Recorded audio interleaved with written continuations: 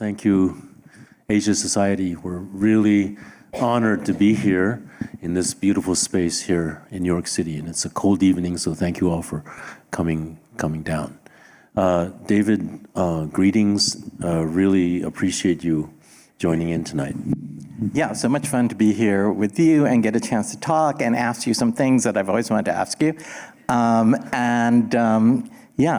Thanks to all of you for coming here, and hopefully we're all beating the snowstorm and we'll be able to get home tonight. Right. Actually, we're all sort of related. We're all together in this room together. And, David and I was just thinking, how did we meet? But we just met, and Rachel was talking about the Uzun Theater Festival, and David was at the first edition of that festival in 2013. And so the world is really not that big a place, so. Yeah, the first time we really spent some time together was you had a residency at Stanford. That's right. In 2007. You remember and that. I was workshopping an early version of my play Yellowface at Stanford. And so we got to hang out then. We were in the same space before and after. Yeah. You were working on Yellowface. I was working on a play that became Like Shadows. Mm-hmm. Right. And that was your turf, because you're a Stanford guy, right? Yeah, but you gave me some really good notes, so thank you. No. So today I think we'll start with a monologue, not a dialogue, because I wrote this book on creativity, and that's one of the main reasons why we're here. The book was originally in Chinese, and actually I had just written it before that Stanford program. In 2006, it was published in Chinese. And since then, in the 20 years since then, I didn't realize, but once I asked, they told me it had sold over 1 million copies. And it had become,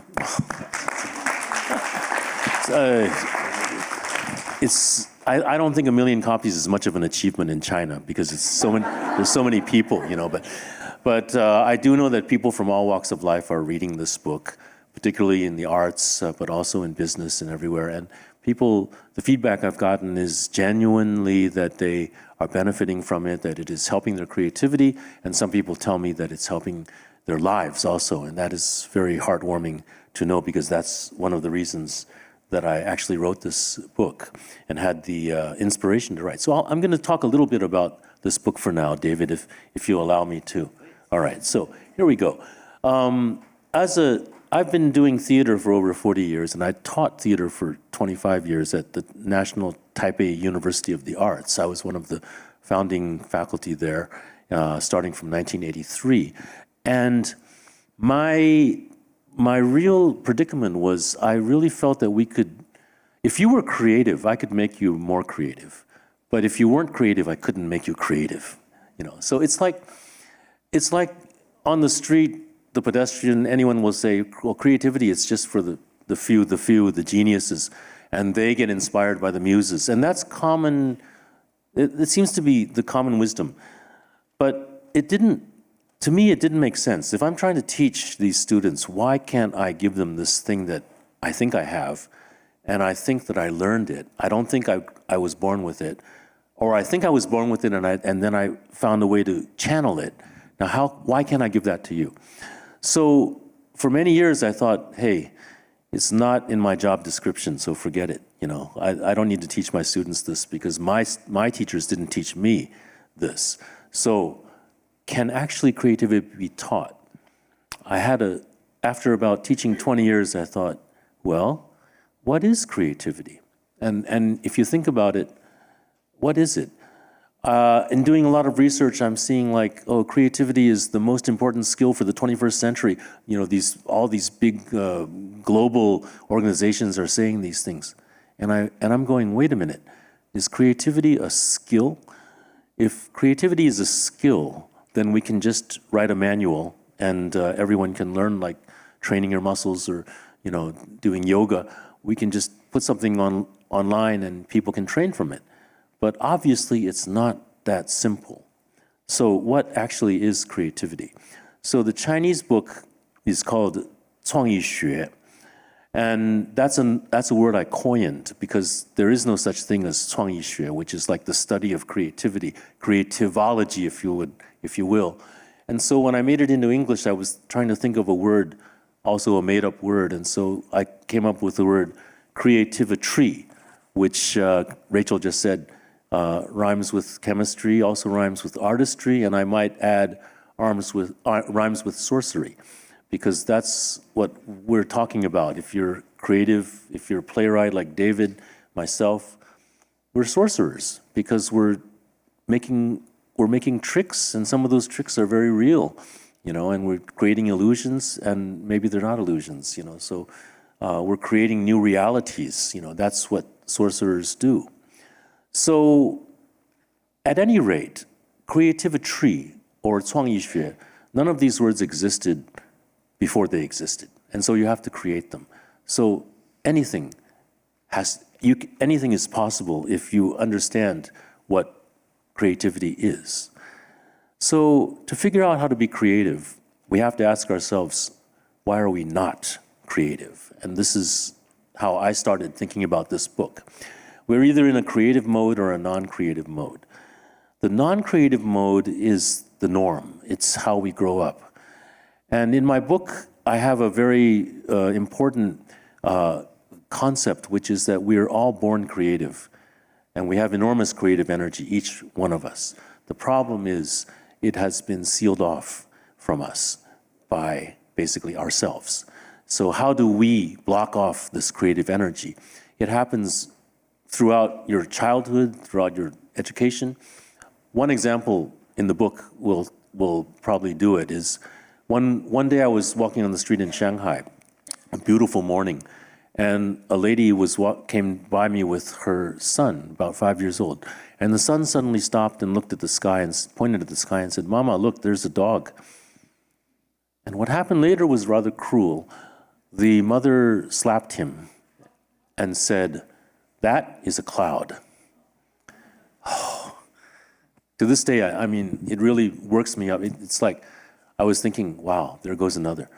And they just left. I didn't know these people. I couldn't reprimand her for doing that, but that's what happened. And I said, there goes another. And I don't think that boy will ever see a dog in the sky again. It's so sad.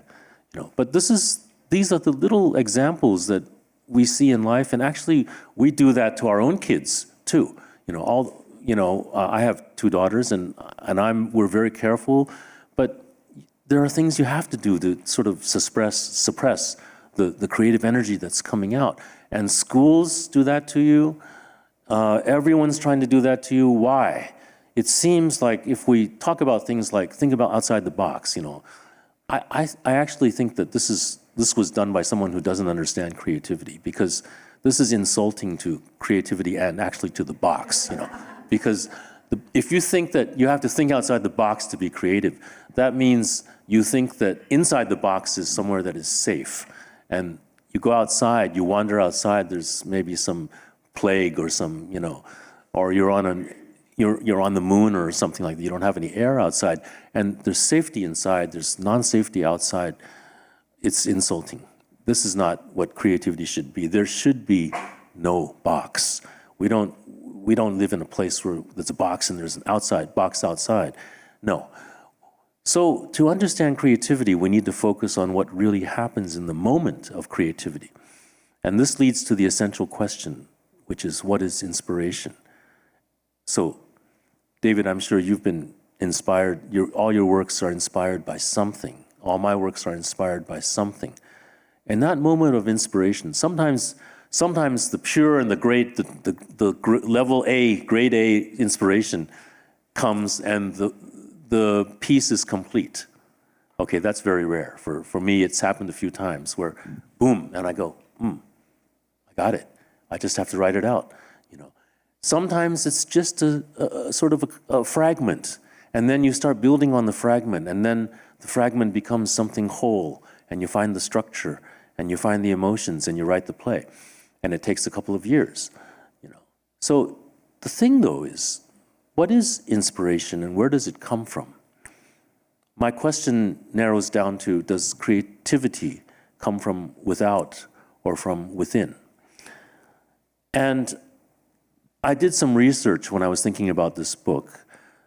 People say, like the great artists of the past, there are those who say that they do nothing, like William Blake. He did nothing. The Holy Spirit accomplishes all through me. Or Puccini, who said about Madame Butterfly that he didn't do anything. He was like a printer, I guess. He was like a Fuji Xerox printer that printed out the notes that God gave to him in his mind.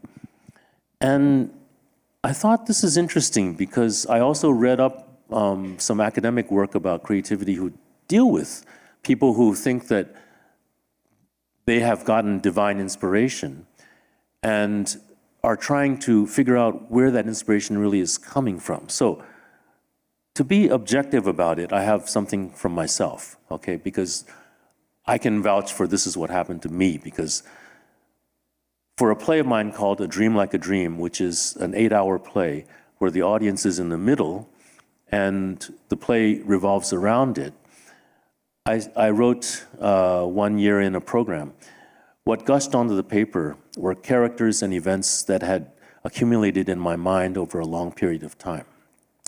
This is my own experience of the inspiration, because this inspiration for this play, and you can see a picture of this play here, where the audience, there's about 200 audience in the center, and there can be others if you have a large theater on the side. We started doing this in 2000. It opened the Wuzhen Theater Festival in 2013, the first time when David was there, and is still going till now. I hope I can get on a flight tomorrow and then get back to Shanghai, where it's opening on Friday night at the theater above in Shanghai. So it's been going since 2000. Amazingly, it's 8 hours long. It takes 30 actors to do it.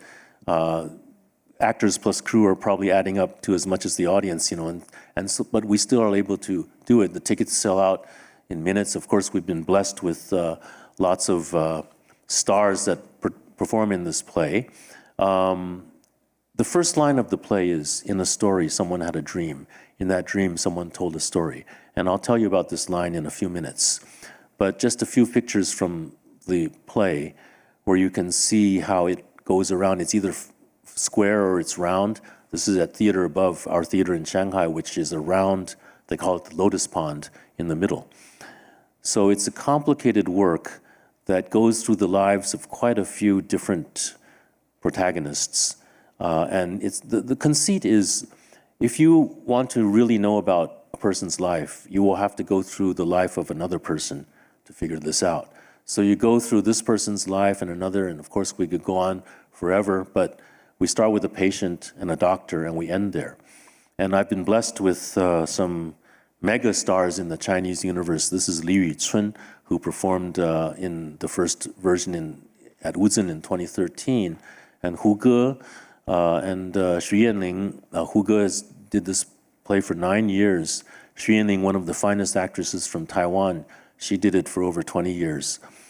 And then now we have Nini in one of the main roles. She'll be performing on stage this Friday. Whether or not I can make it back, she'll be on stage. And you see on the right-hand side, Jing Sijie, one of the finest actors in the Chinese world, who I worked with starting in 1984. So he and I are probably the oldest collaborators for my work. So I've been blessed with all these people who really help sell tickets, I must say. The tickets sell out in just minutes. And this is for an 8-hour play. I mean, it's kind of strange, right? So many more have been in this work. But I want to do an instant replay, which is, how did this complicated inspiration get into my mind? So if we can, you watch like basketball or football, they slow down, coaches challenge and they slow it down and you see the ball going out of bounds and who does the ball belong to? So anyway, what happened when I got this inspiration, which was one night in Bodh Gaya, India, in November 1999. I was pressured to do a production for the Taipei National University of the Arts, and I had no inspiration. I wrote an outline, a generic outline for for 12 actors, and 60 actors showed up for the course. And I said, okay, I'll take you all. And I didn't know what I would do, but in the end, this whole inspiration was good enough for all 60 of them. So, 30 were on stage, the others went into their different roles backstage or as designers or as assistants. Anyway, what happened in that night was I was reading a book that I brought on my way, which was the Tibetan Book of Living and Dying. And as I read that book, there suddenly was a page about a doctor in London who had 5 patients die on her first day on the job. And she felt so bad, and she asked her teacher, what could she have done anything better? Because all of her colleagues were saying, don't worry about it, just go by procedure, someone dies, that's normal, blah, blah, blah.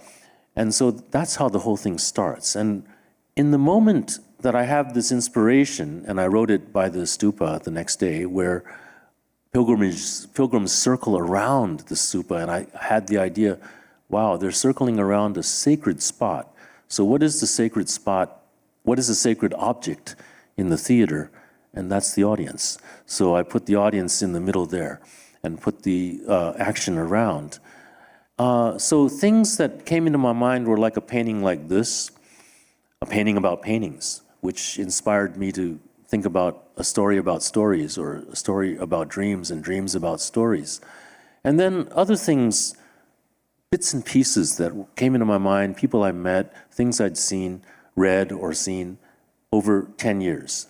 By slowing it all down, we see that all the elements that flowed out at that moment due to the catalyst of the book were elements that were already stored somewhere in my mind. In other words, I could tell you exactly where everything comes from in that play in terms of my own personal life experience. And so, in the moment of inspiration, your mind functions like an app, like a computer app.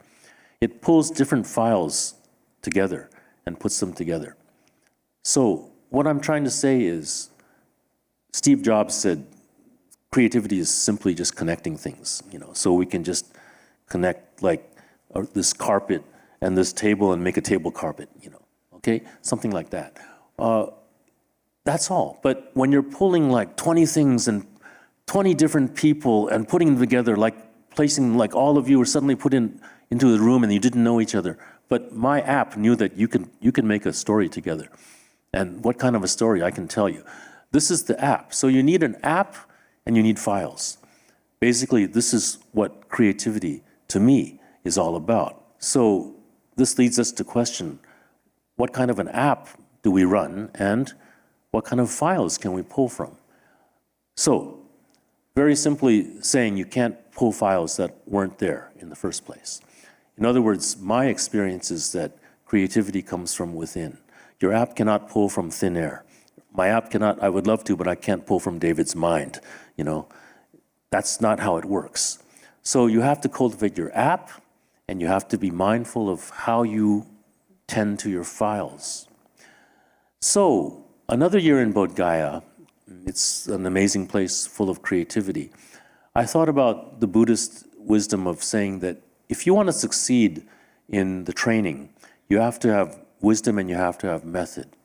And suddenly I thought, wow, isn't that true for creativity? Isn't that true for anything? If I learn the method of being a director, but I don't have the wisdom of being a director, I'm not going to be a very good director. I could probably be a functional director, but I wouldn't be very great. So I suddenly jotted down on this postcard that sort of was an epiphany for me. It's like, wow, we train our art, we train method in our art, and we train wisdom in life. That's two separate things. That's why we don't teach wisdom in schools, because we don't know how. And because of that, I started doing research on wisdom and how we teach it in the contemporary world. So there are two domains, okay? So wisdom and method, you have to have both to succeed. Method is everywhere. And where is the training for wisdom?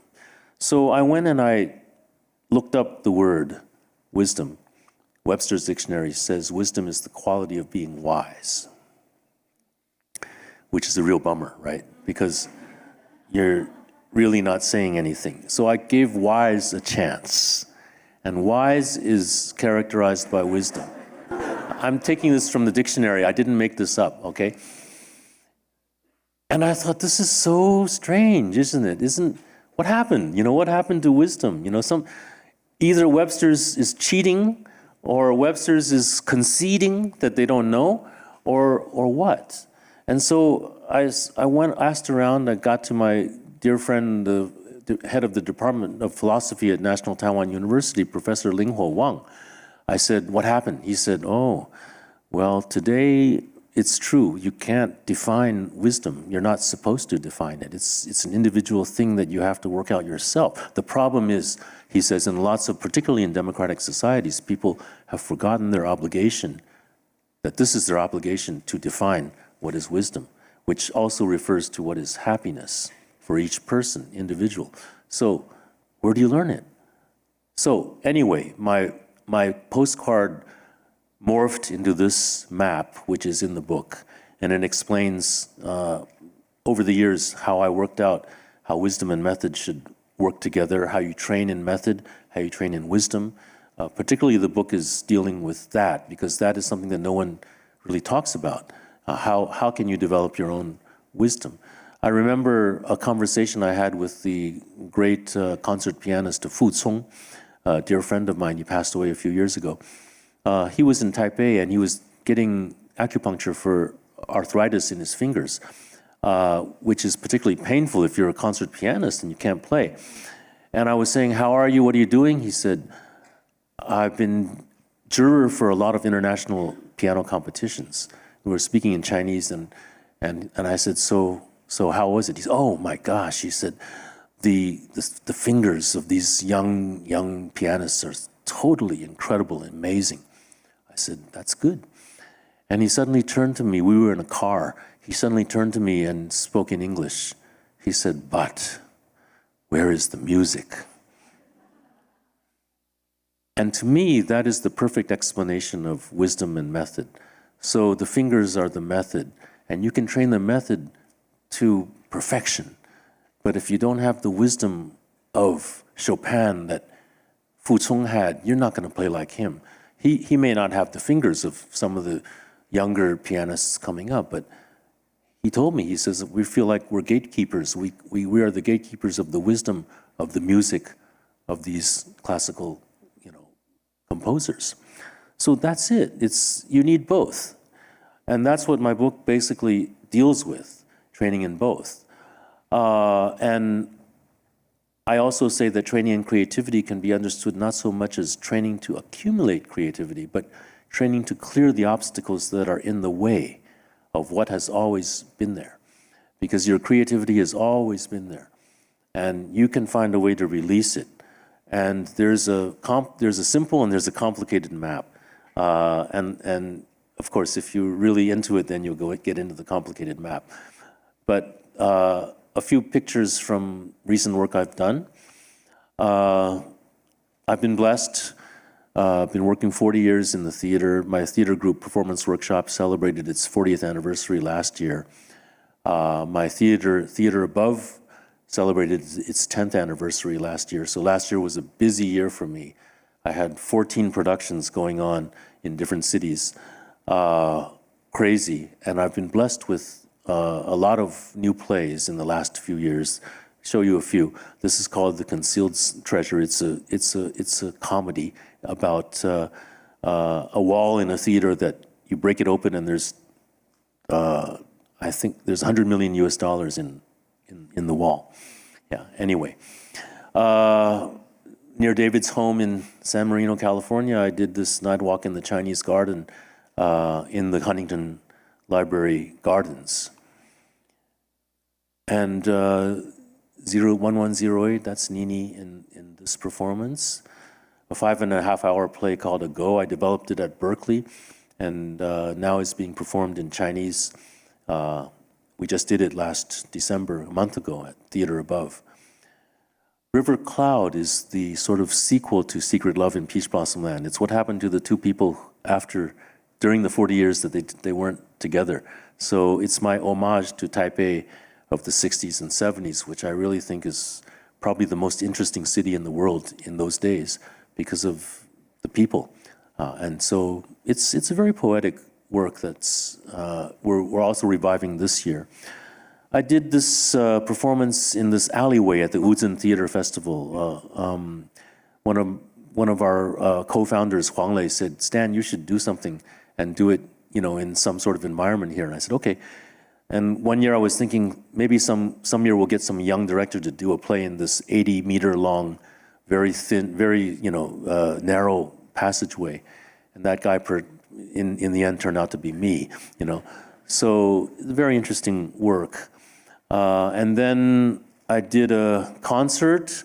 50 years ago, I was playing music in an Idea House coffee house in Taipei, which was like the cultural center of Taiwan in those days. And it was where all of us guys who didn't know where we could, expend our energy, that's where we went and we played music.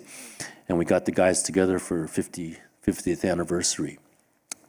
Then another project of mine in Huichang, my dad's hometown in Jiangxi province.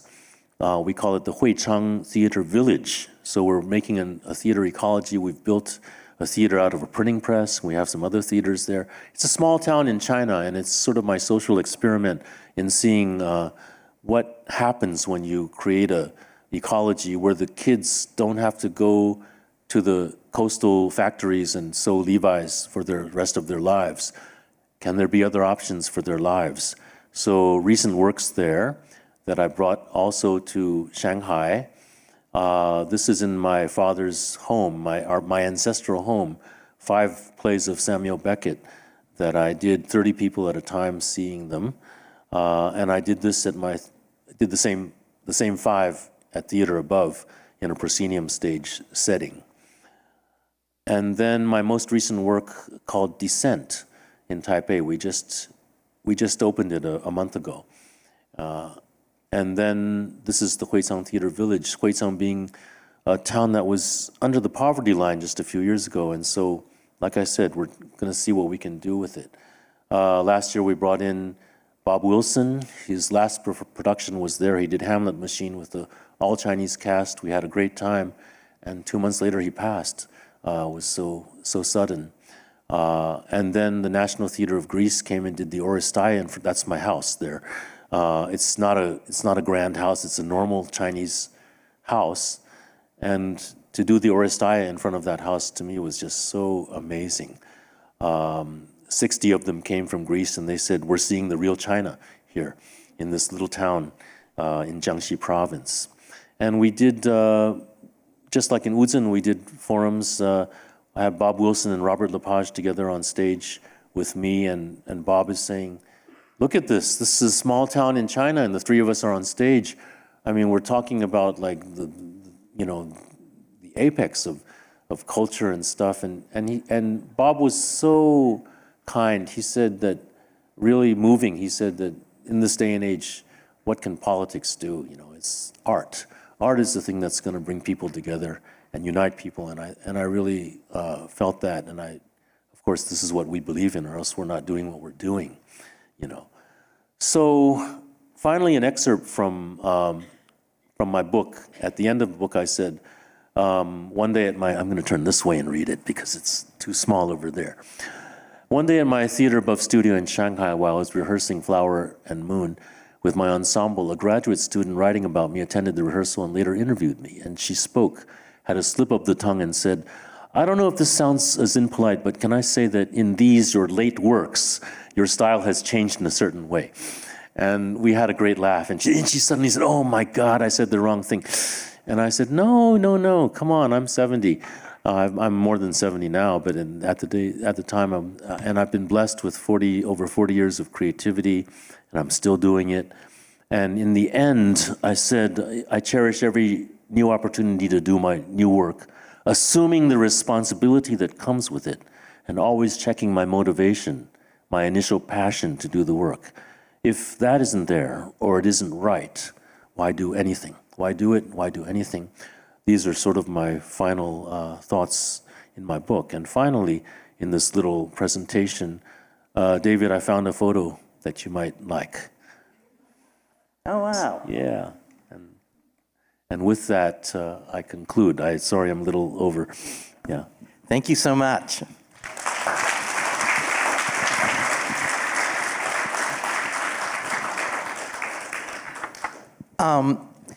So it's amazing that your book is now available in English and people like me can understand what you're getting at. And I'm curious about, you make this distinction, and you talked about it in your presentation as well, about wisdom versus method, and then the cultivation of wisdom. Can you go into some ideas, an example of how to cultivate wisdom? Well, it's really hard in this day and age because there's so much out there. There's so much out there. I remember teaching at Stanford.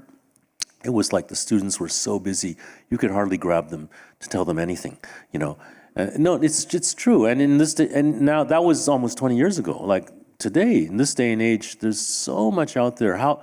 But the thing is, you have to make the choice to find what is wisdom for you. What does that mean to you? So I'm thinking back in ancient times, you have like Confucius, he has 72 disciples. Shakyamuni Buddha has all these disciples. And Socrates has all these disciples. And all these people, they spend their lives learning that one course that this teacher is teaching, and maybe we call it wisdom. Whereas today, we don't even have a class. Stanford doesn't have a class in wisdom. I was at Yale the other day. There's no department of wisdom. There should be, but there isn't. And there's no college of wisdom. And why? So this is something, it's personal. But I think you start by thinking. You start with Socrates, the unexamined life is not worth living, right? And then you start examining your life, other people's lives. And through that, one of the clues I have in my book was in that last part there about motivation. Why are you doing what you're doing? Through the why, I think there's a lot of wisdom that you can find if you're truthful to yourself. Why are you doing what you're doing? Why are you writing this play? Why do you want to be a director? Why do you want to be an actor? If you can just say, well, I just want to be, and you're empowered to do that, right? In this day and age, nobody's going to say no, you can't do that. But if you ask yourself why, then you're going to start getting into things that may be difficult for you. And that's good, because then you start digging into the personal wisdom that you need to live your life. So I have two things that I want to sort of drill down on with that.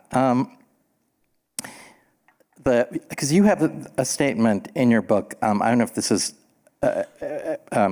completely verbatim, but you say, why is embedded in what and how?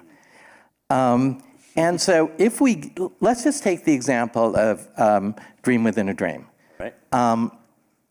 So the why of that is, yes, you were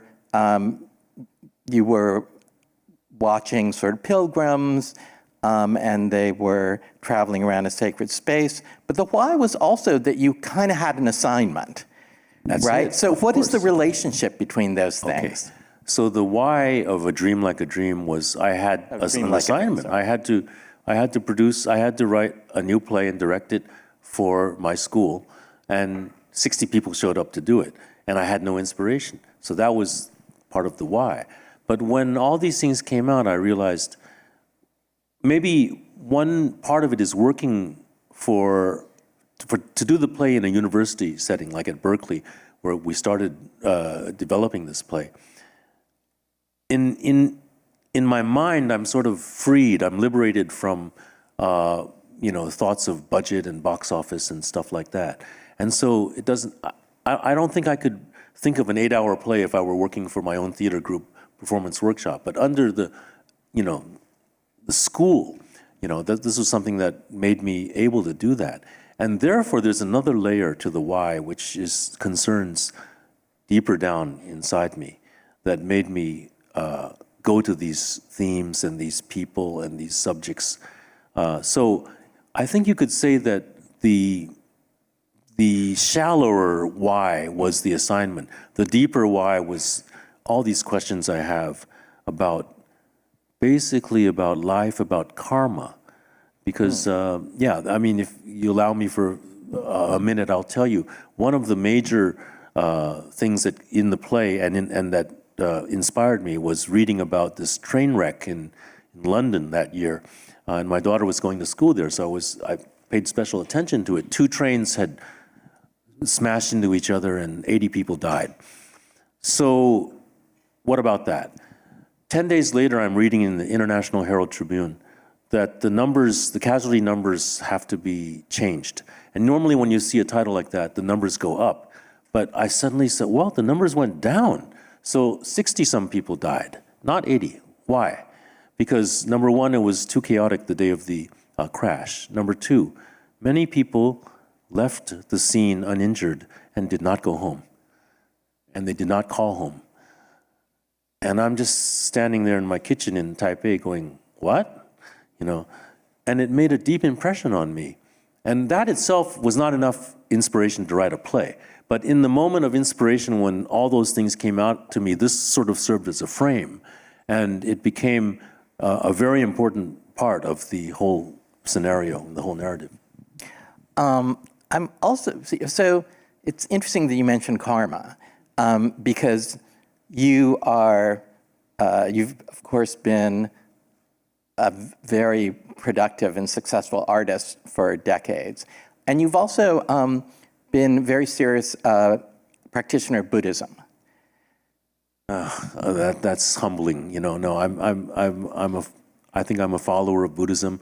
I don't practice hard enough, but it's in my mind every day. Yes, it is. So you said earlier that the sort of wisdom versus method was taken from a Buddhist teaching. Can you identify any other ways in which you feel that your approach to creativity has been affected by your spiritual practice?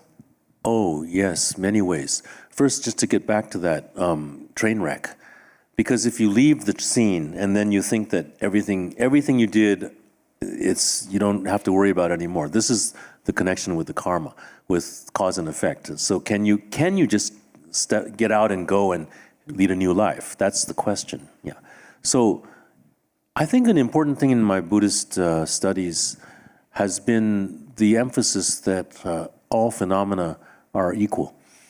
And that's a difficult concept to have. But if you start learning about compassion in Buddhism and that you have compassion for your family, and that's normal, but you have to have compassion for other people, including people like your enemies. And that's harder, and that's very hard. And then you start to think about that, how all people are equal, how all life is equal, and how all things are equal. And to me, that means a lot for creativity, because often I get people who come to me and say, hey, Stan, I have a great story, you know, and I tell them, great story doesn't make a great play. You know. And in fact, great stories often make very boring plays, you know. So a great story may be equal to something like just looking at this carpet here on the stage, or going out and feeling the wind on this cold night in New York. What's the difference? They're all equal in terms of how they can inspire you to write something. And so to me, that's always been it. I've never had a hierarchy of, you know, what is bigger than, what is greater than what, you know, what kind of, like in the old days, you were only writing about, you know, kings and queens and heroes and monsters and stuff, but can we write about other stuff like, you know, trees and sunshine and lakes, you know, and I think they're all equal. And then going back to what you were saying, the first answer to my query, this is also reflected in the book when you talk about unblocking cluttered spaces, and that space is an important part of creativity. Totally. Can you elaborate on that, and also in the context of, you started to talk a little bit about, well, today, yeah, how are our brains cluttered more, or is there a way to get through that? Right, because to be creative, you need space. It's true if you're working with, on a ceramics, or if you're working on a play, you just need space in your mind. Most importantly, you need space. But our minds, unfortunately, are so cluttered, and they get more and more cluttered with all the stuff that we're all constantly working on our phones and seeing things coming in. It's even hard to just quiet down. Can we? It's like our minds are like a multi-streaming radio station, and we can stream like 200 channels at a time, and you can't be creative when 200 radio stations are playing in your mind. So you need to quiet them down. You need to turn them off. You need to start turning off 10 and then maybe 20. And finally, if you can turn off all 200 of those stations, you find a very quiet space. And in that space, it's magical, because anything can become anything. If it's cluttered, nothing can become anything. If it's empty, space, then anything becomes anything. That's my theory, and that's the way I work, and that's the way I try to quiet myself down. Whenever I'm blocked, and I've been blocked a few times in my life, but generally I've been very blessed to, I've done 40 plays over 40 some years, and each one has its challenges. But when the challenges come, I have a way of quieting down and or shutting off, or just getting away from it. And once you get away from it, it comes back. And once you're quiet, then something appears. Also in the book, you talk about defining a question, and that sometimes there's a phrase in the book about you need the You stone. pose the question and then you define it. Yeah. Yes. Yeah. So, because I always feel like in my own work, everything begins with a question. Sure. But do you consider the finding of the question to be part of the larger artistic process? Oh, yeah. And so that's part of the creation of the work. For sure, because I often think as playwrights, we're kind of weird, because we pose a question and then, sometimes the question is real difficult and real challenging, and so you knock yourself crazy to find the answer. And sometimes it's easy. So easy question, easy answer, low gain. Difficult question, difficult answer, and then perhaps you have more gain. It's like science is the same. If you think about Einstein, think about his theory of relativity. This is him posing a question to himself. I don't think there wasn't any foundation that gave him money to do research on this theory of relativity. It was him by himself wanting to find the answer to something that gnawed at him. Or Shakyamuni, the Buddha himself, he was gnawed by the question of what is reality, what is the truth, and so he set out to find the answer. And the most difficult question brings the most difficult answer, but perhaps has the most rewards. And that's what I find. And so when something starts in my mind, I also ask myself, then what is the question? And we pose the question, and then we search for the formula that makes the answer. It's not easy, and in fact, it may seem irrelevant to all of you. Why are we doing this? It's like we're sort of crazy because we don't need to pose questions to ourselves, but we do. Yeah. In terms of wisdom versus method, I often think of craft versus the muse, or control or the conscious mind versus the subconscious. Do you think there's a relationship between this notion of wisdom and a more sort of psychological construct of the subconscious? David, in the end, they're all together. We don't have to draw that line and say we train in wisdom and method. When we get to a certain level of our craft, and I do think craft is often overlooked. I think people use the word artists too readily, too easily. I think we first need to be proven as craftspeople to be able to then proceed and then maybe one day become artists. But I think I think the wisdom aspect is what is going to make you the artist, And how does that work I think it works differently for different people. But in the end, often I find that, there's method in wisdom, there's wisdom in method. In the end, it sort of all comes together. And when you're working on a piece, like when I'm writing this line, I know this is going to be right. And then I'm sure that you do that too. And you write some dialogue and you say, no, this is not my good day. This is going to be trashed in the end, but let's keep it here for the moment. But when you know that you've written something right, it's not only right in terms of how it sounds, but it's right in terms of the structure of the piece and the themes of the piece. It's like you made a perfect tree within a forest, and then you continue building your forest, and you know that each tree that you're planting is doing the right thing, and that's a combination of wisdom and method that probably the beginner doesn't quite understand, but you get there. I'm going to pivot a little just to ask some questions about you and your biography, because when we first met, I was like, oh, wow, Stan is like the greatest playwright in Asia. Please. And No. And then I met you, and you're great, but I also thought, oh, you kind of feel like an American. But that's because... Should I say thank you or not? I don't know. At the moment, no. We're all sort of... Anyway. But that's partially because of your personal history. So could you share that with us? Well, my personal history is basically my family immigrated the opposite direction of most people. So I was born in America, and I went to Taiwan when I was 12 years old. So most people do the opposite. Then after going through middle school and then college in Taiwan, I went to Berkeley for grad school. And then after grad school, I had the opportunity to go back to Taiwan where there was no theater culture to teach. And we said, yeah, why not? Aren't we crazy? I mean, it's like you go to a place that doesn't have the industry or the culture, and you go there with the sort of very extremely naive thought that in the most impoverished of places lie the greatest possibilities. And, that's where we went, and that's what we did.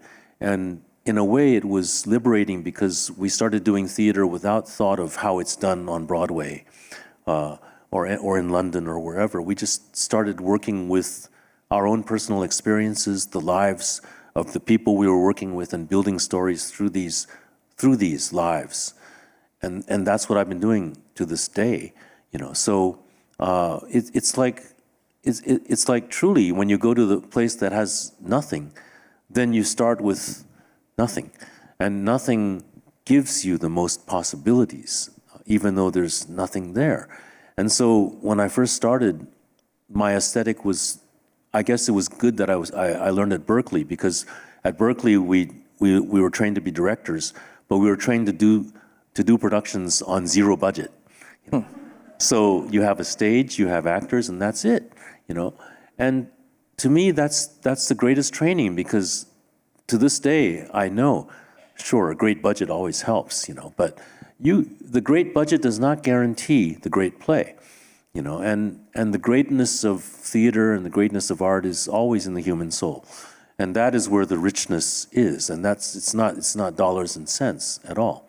So just to wrap up my biography, David, when I'm here in America, I search for a nice hot dog or hamburger, and I want to see what New Yorkers, what you're eating now, everything. I can go to a San Francisco Giants game and have a hot dog, and then suddenly look at everyone and say, how weird is this? Why are all these people here watching this? What are this person with a stick trying to hit a ball, And where did these people come from? Shouldn't they be at work, So I have this ability to sort of space out. And when I'm in Taiwan or in China, the same thing. I can be at the street market in Taipei having the great food, and then suddenly space out and say, what am I eating? Why am I doing this? And why are all these people doing this? So I think I have the ability of being totally in and then totally out at the same time. And that's maybe the special, what makes my biography a little different from other people. So you're fully conversant in both cultures, pretty much. I think so. And therefore, I want to ask you, in terms of Creativity now being published in English, do you feel that culturally there's a difference, a predilections between the two cultures, and how does this affect how each culture might think about creativity differently? Well, I thought David was going to ask me, do I dream in Chinese or English, Well, hard to say. I think both, basically. And color in black and white, that's another question, too. Anyway, this is not a translation of the Chinese book. This is a total rewrite. And I thought that I'd do that, for one, because I wrote the book in Chinese 20 years ago. And I thought I do feel I have new things to say about creativity and new things that I've discovered. But at the same time, I think talking to an audience, you have to know who the audience is. And when I'm in the Chinese environment, I know how to talk to make a Chinese person understand what I'm saying, sometimes very difficult concepts. And I think I can do that to a Western audience also. And so what's the difference? I think there is no difference in creativity. Creativity is the same everywhere. And the challenges of creative people, it's the same everywhere. That's why the book in Chinese is being read not just by, I don't think there's 1 million artists in China, but all sorts of people are reading it. And in fact, I learned a few months ago that there are 8 universities in China that are getting together to create a department of creativity, not a department of wisdom, department of creativity, and they're basing it on my book. Yeah. So look out. I mean, you're going to have, in China, you're going to have departments of creativity, colleges of creativity, who knows. But, I think creativity it's the great gift that everyone has, and everyone can find it. Let's talk for a minute. We're going to open up for Q&A in a bit, but I want to spend a little time talking about theater. And how do you, the general question, I'll ask 3 questions and you can decide how you want to approach it. How do you feel about the state of American theater? How do you feel about the state of Chinese theater? And or where are you most excited in the world about the theater culture? Well, I think the 3 questions are one question, basically. David, I think theater is not very healthy everywhere we go. It's not been a good time for theater, although I truly believe that theater is never going to be phased out. People ask me, even in the internet age, people were worried that theater might die. And now we're going to the AI age, and people come up with me and say, hey, I have a play written by AI based on Stan Lai's works, and I said, oh, okay, all right. Okay, but I think that the beauty of theater and the preciousness of theater is that it's like this. It's people communicating with each other, real people. And I don't think that's ever going to die. And I think that's going to be more and more in demand. But we just happened to come up with COVID, and then lots of other things are happening. I don't know. I think theater, for a moment in time, there was a turn. I think A Dream Like a Dream, for me, was a way of reinstalling a sense of ritual into the theater. And I think that is one of the things we've lost. Because if theater becomes just entertainment, then we lose the thing of going to a communal event and sharing stories and sharing ideas, sharing memories, and sharing wisdom. And I think the theater is a great place, is the place to do this. And in the future, I certainly think that, we're not in good times, either here, New York or Shanghai. Shanghai may look like theaters thriving, but just look at how many new plays are being written and how many serious new plays are being written every year in America, in China. I know there is a lot of work that's being done. And so I think I'm optimistic. I think in the future we will see a rebound. But if you ask me now, I think it's not a very good time. I'm hopeful. I was hopeful when the digital age began, and I'm sort of trying to be hopeful now that basically what you're saying, that all of this puts a premium on live experience. And we actually kind of see that even in not only in, Broadway, at least people want to go for the most, it's way too expensive. But also in sporting events or in concerts. I have faith that there will continue to be a desire of people to gather with other people and have a uniquely human experience. So how do we put wisdom and philosophy into a sporting event, right? I guess that's our challenge. That's the topic that before we get into the Q&A, I would like to ask David a question, because I shared my experience of inspiration for A Dream Like a Dream. Can you share an experience of an inspiration for one of your works? I don't know. I'll talk about Yellowface, because Yellowface was on recently. I came back to Broadway or came to Broadway for the first time, and you saw an early version of it. Right. So I guess there was the Miss Saigon protests. For those of you who are not aware, it was Miss Saigon. The musical was coming to Broadway for the first time in 1991, and Jonathan Pryce had been asked to reprise his role from the West End as the Eurasian pimp. And many of us thought of this as Yellowface casting, and there was probably the first Yellowface protest or major Yellowface protest in American history. And everybody disagreed with us. And so I started writing a play after that to try to explore this question, when you oppose the kind of mainstream, when you oppose what I would call to be white supremacy, how do you, and white supremacy gets really mad at you, how do you go forward from that? And I think it took me, you're saying how long does it take to answer a question? And I think it took me 20 years to answer that question. Wow. You saw an early version. First, I wrote a play called Face Value in the early 90s, which was a major flop. It closed in previews. Then I thought about it for another 10 years and started to write Yellowface. You saw an early version. We did the initial production off Broadway, and then kind of continued to think about it until this recent revival.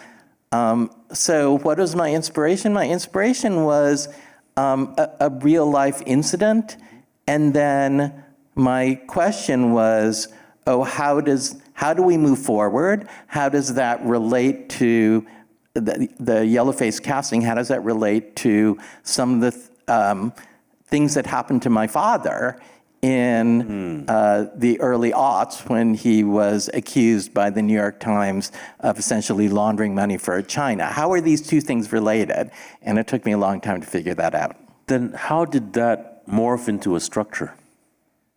Well, I wanted to write a comedy. I wanted to write a comedy of mistaken racial identity. And first, I picked the wrong structure. So Face Value, the play that flopped in previews, I wrote as a farce, as a sort of Feydeau farce, or like Noises Off or Molière, and that was the wrong form. And so then it took me another 10 years to figure, I could write it as a stage mockumentary, because there had been stage documentaries at that point, particularly the work of Moises Kaufman and Anna Devere Smith, and I thought, and I liked mockumentaries. I like Spinal Tap. And so I thought, there's never really been a stage mockumentary. So that was the form that I found, but it took a long time. Thank you. Thank you. I think, yes. Rachel? And now, yes, let's move to the audience Q&A portion of the event, and we're going to hand it back to Rachel Cooper.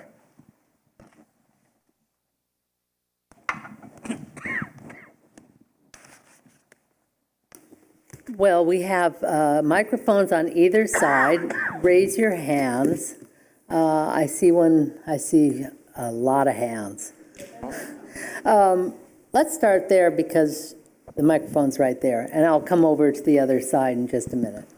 Yeah, thanks so much for all your insights today, really helpful. I guess my question is, how do you tailor your artistic approach, either as a playwright or a director, to Western or Eastern audience? So for example, do you decide to write a play in Chinese and present to Chinese audience versus, like this play should be in English and to Western audience? So how do you balance that? I think, I don't know, David, if you agree with me, but I think we can only write for here and now.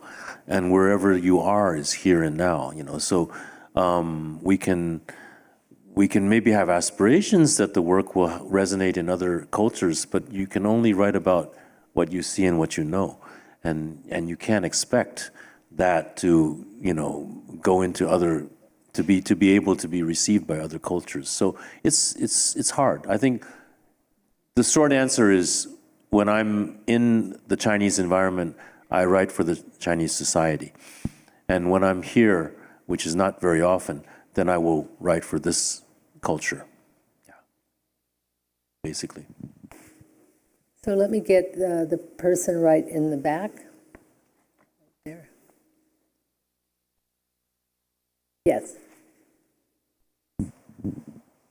Hi, I'm so inspired by seeing your work and hearing you speak, so thank you. Thank you. Could you speak to the elements of this diagram and what it means to you? Oh, okay. This is a handwritten diagram. This is the top of the map.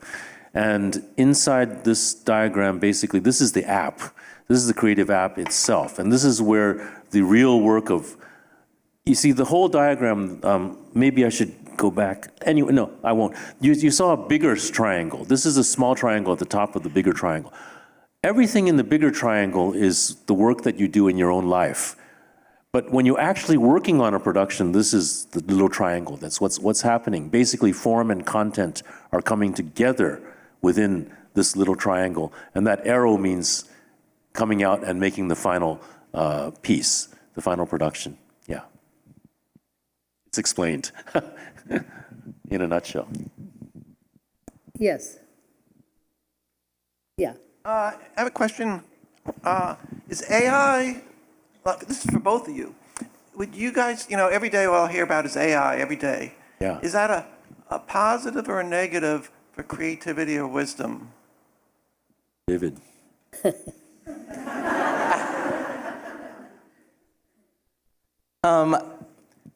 Look, I don't think we know yet. And I do have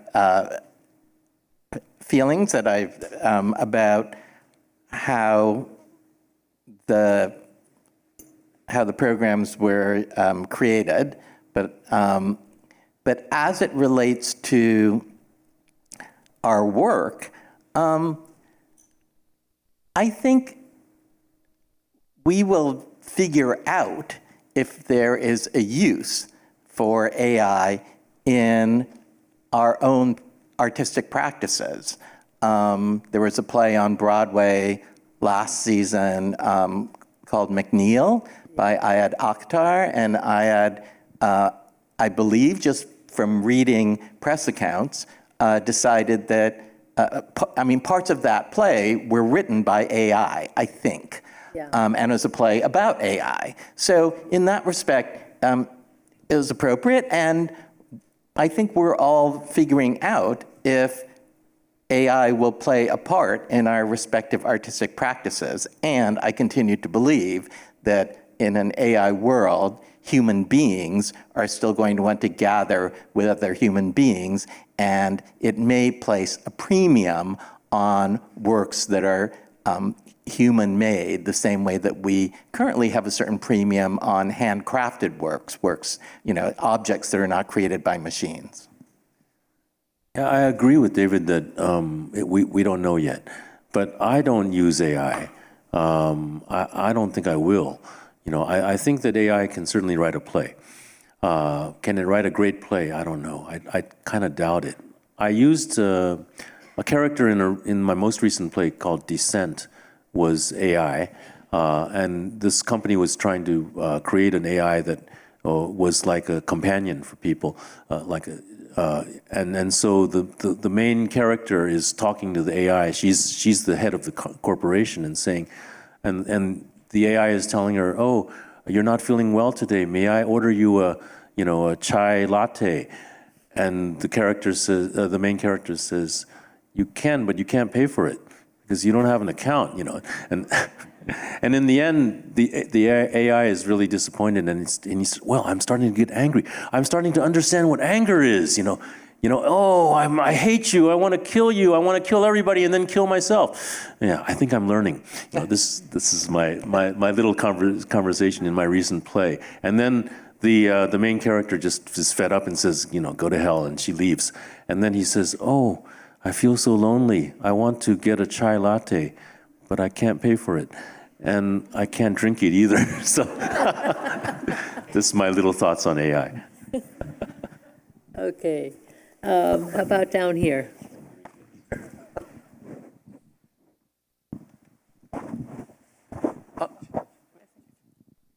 Her. Sorry. Okay. I'll go Actually, it first. was for her. Oh, sorry. That's okay. Okay. I'll come back to you. Don't worry. Okay, thank you. Yeah, thank you, Director Lai, for sharing your insights about creativity. My question is, I think you have shared with us some methods of how we could experience this sparkle of inspiration or creativity in life. But how can we have this creativity in a more extended period? Like, how can we sustain this creativity to bring the idea into a complete work, like especially for a play that as sophisticated and long as Dream Like a Dream? Like, how did you make sure that this sparkle of creativity can grow into like a universe of creativity? Thank you. Okay, the sparks come, and I must say, and I do say it in the book, it's not easy. And I quote Doris Lessing, who said, "If anyone tells you writing is easy, they're cheating you." It's not easy, because what we're doing is we're creating basically a life form, and a life form has to have an organic, has to sustain itself organically, meaning that all the parts of this organic form have to fit together and have to be able to make a life. That's why writing is so hard. It's not going back to what I'm saying, is creativity a skill? Creativity is not a skill. Writing is not one skill. Maybe it's many skills put together.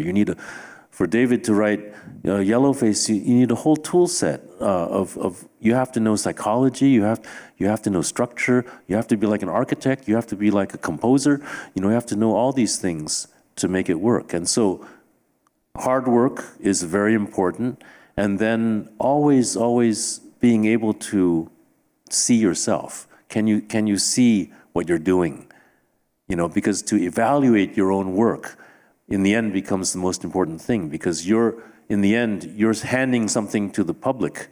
And who is the most important viewer? You are the most important viewer. So you have to say, this is okay. Goes through my quality control. This is fine. And so in the end, you have to figure out, are you qualified to evaluate this piece? And if you aren't, then you're not even qualified to write it. So that's where wisdom and method, you can start evaluating those things.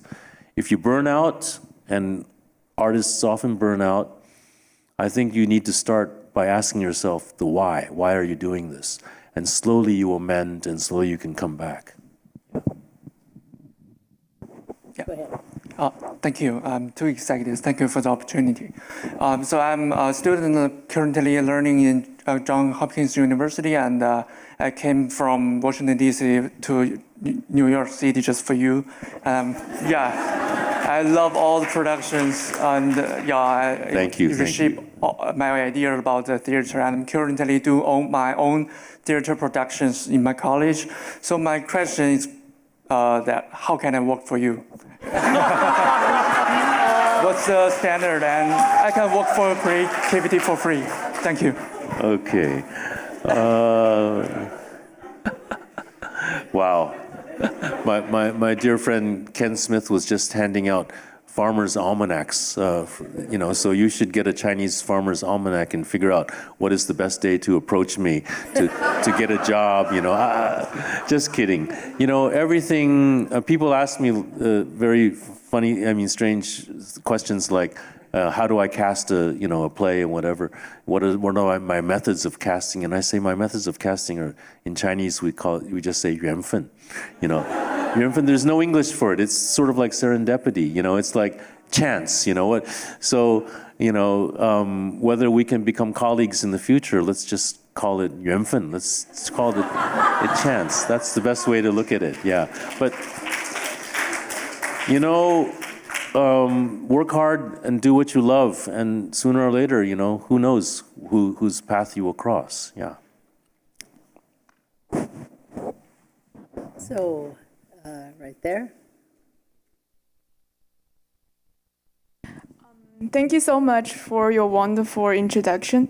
My thought, what you described about creativity sounds very much like what Zen Buddhism talks about your pure mind in your Buddha mind, and it is inherent in you. And we are not actually trying to obtain it, but actually trying to have access to it. And it comes to us when everything that is on your mind, like you just toss it away, and then it comes to you. But my question is, it seems that when we talk about it in Zen Buddhism, the ultimate question is about, what is the truth in life? And who can be the master of yourself? And I'm wondering, what is the most important why that you are trying to answer through the composition of theater? And if you see this conflict between using Zen Zen Buddhism talks about how to help people and how to become master of yourself. And if there is a relation of it when you're choosing your specialization and trying to use your practice into this general goal. Thank you. I don't think we should equate Buddhism with creativity totally. There shouldn't be a equal glyph there. I think there's a lot of relationship. The way I think, and I've told you, how some of my theories come from Buddhism, but I think the Buddhist practice is one thing, creative practice is another. But one thing that comes, if you keep asking why you're doing this, why did you come to this talk tonight? Because I think creativity is interesting. Why do you think creativity is interesting? Because my life is boring. Okay, all right, there you go. You see, this is what I'm saying. Sorry, I don't mean that to you. But what I'm saying is this is the kind of hard questions you have to start asking yourselves, and you start getting into yourself. And whether that's Buddhism or not, it doesn't matter, because this is just normal life. You're just asking yourself, why are you doing this? And you get to the point where you're uncomfortable. And you're saying, wow, I didn't realize that I'm doing this for these reasons. Then this is where you start learning more about yourself and where wisdom comes from. Again, I think I have a lot of foundation from Buddhism, but in the end, creativity is creativity.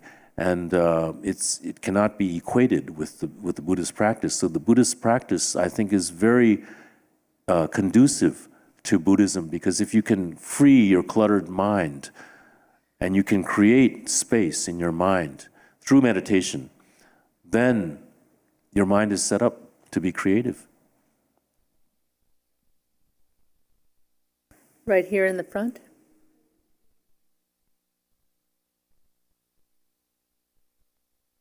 Thank you so much. I've read your Chinese book a couple of years ago, and it was a really nice read, like a lot of insights.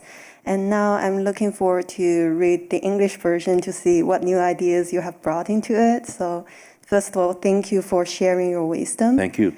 And my question is, because earlier you said a good story does not necessarily make a good play. So I wonder, in your opinion, what makes a good play? And also in your own creative process, for example, while you're writing a play, at which point would you lay down the pen and say to yourself, like, okay, now I'm satisfied with this. Thank you. Great question. David, would you like to answer? Please. Well, I'm sort of strange because I don't actually ever finish anything. I kind of, there's a saying that plays are not finished, they're abandoned. That is, at some point, you just have to say, okay, I'm done, because the thing is going to open. But I often go back to my plays because every time there's a new production that I'm involved with, I think, okay, well, this is an opportunity to continue having the conversation and looking for the answer, because it's not like by the time I get to, by the opening night, I've figured out the answer to my question. I've gotten closer maybe, but that's my approach. Well, when I was directing in the States, it's very funny because they give you a hotel room until opening night, and then you're gone. You know, you're not supposed to be there anymore. And so there also is a deadline to when you can make revisions to the play. Right, because at a certain point, the actors will be really mad if you keep rewriting. But not in Asia. When I work in Taiwan or China, the actors are always used to me giving them new lines every day. You know, I hear the shout there but it's true that if they know that what I'm doing and I'm tinkering with my own work every day and making it better, and they never complain to me, you know, and I guess they don't have a legal basis to claim to me, like they have here, you know.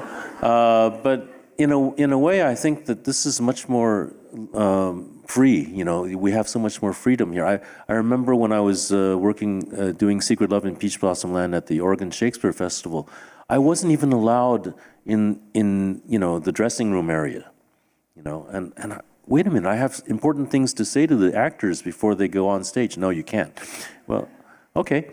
I mean, I go by the rules, and so actually I didn't. I actually snuck in, and I said some very important things to the two actors, and then I left. Yeah. But they said you could do that on the pretense of bringing in cupcakes, and so that's what I did. Yeah. But anyway, I'm with David. You're never finished. It's like going back to high school in Taiwan. You know, you're in an exam and the bell rings and you have to put, you know, that's the way it is. Sometimes surrealistically, my play is already sold out before I've even written it, you know, so that has happened in the past, and that is really, really funny and crazy. And in the end, you know, it just pushes you to finish the work, you know, it's yeah. So you have to finish, and when the bell rings, you have to hand it in. Okay, a last question.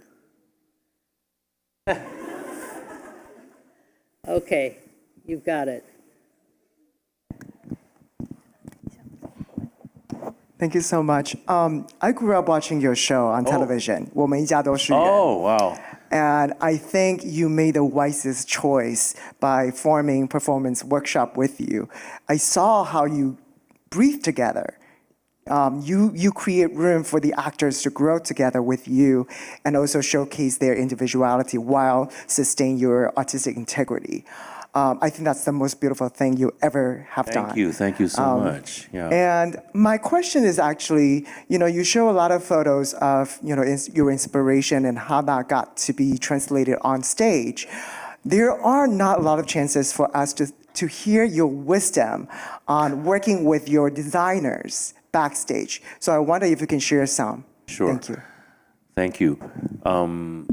He's referring to a 1990s television sitcom David knows about that I did called We All in the Family Are Human Beings. That was a daily, 1 hour daily weeknight sitcom, 1 hour an evening that I created every day. And I was signed up for 40 episodes. It turned out to be 600. Yeah, so I did 250 episodes. So I know how to make a 48-minute sitcom starting 7 in the morning and broadcast 8 at night. I know how to do that. Yeah, and I did that for 2 years. So that's what you're referring to. And it was crazy, and it was all theater actors. And it was on a cable station in Taiwan that didn't have incredible numbers, but I think quite a lot of people watched this program. Now, I think about wisdom, about design. You know, I really think that the design is always inherent within the concept, and so again, you have to find it. You know, it's something. Creativity is a process of discovery. You have to find what you're looking for. I think Michelangelo said it beautifully. He said, in every statue, in every marble, the statue is already done, and you have to uncover it. So you're chiseling away to reveal it, you know. And I think that's what happens a lot when we're writing plays and directing plays, is we're revealing something that is actually unknown to ourselves. You know, it's something deep, and we work at it, we chisel at it, and every day we get to see it better and better until finally the shape comes out, and then we present it to the audience. And David and I were like that. We present it, and then we aren't necessarily satisfied with it, and so we keep looking for it. But in the process, very early, you have to work on the design. So the designs have to come out, and sometimes they don't work that well because they aren't revealed that way, like Michelangelo would reveal a statue. You know, so. In the end, sometimes we go, oh, I should have done this differently because I now have the knowledge that I didn't have when we were designing the show. Yeah. I think that is a very beautiful way to stop this moment in this theater. Please join me in a big thank you to both Stan and David. Thank you.